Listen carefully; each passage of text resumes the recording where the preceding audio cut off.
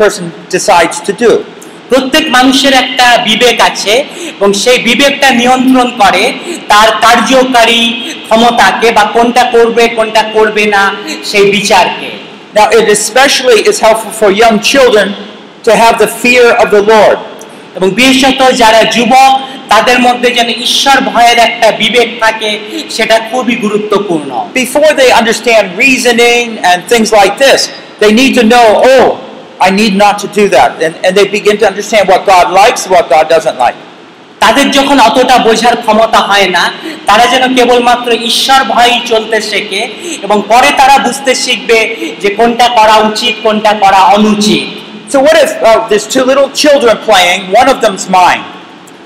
কিরকম এরকম যদি পরিস্থিতি হয় বাচ্চারা খেলা করছে যেখানে একটা সন্তান আমার, and maybe the other child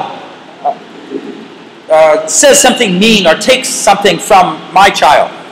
এরূপ ঘটলো বাকি বাচ্চাগুলো আমার ছেলের সাথে খারাপ ব্যবহার করলো বা আমার ছেলের থেকে কিছু একটা কেড়ে নিল, And my child just wants it, hit that child. এবং আমার ছেলে রেগে গিয়ে তার বন্ধুদের তখন মারতে গেল। In this case, I'm right here, and I see my child starting to go hit.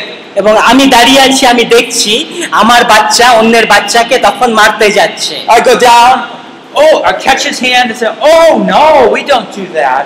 এবং আমি তখন যাব বাচ্চাটাকে ধরবো এবং বলবো যে না, এটা কখনোই তুমি করো না।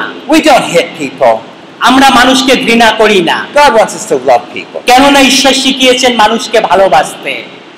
So there's that sense of caution, sense of building up things that they should and should not do. এটা হচ্ছে একটা সতর্কতা, যে সতর্কতাটা শিখিয়ে দেয় কোনটা উচিত কোনটা অনুচিত। Sincere faith, and under here I have the verses that